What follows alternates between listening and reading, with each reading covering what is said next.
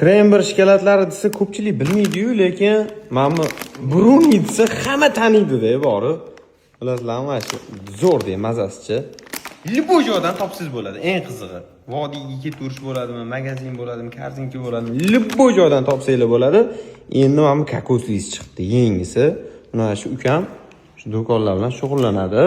Eng qizig'i, aka, yangi profil ochdim.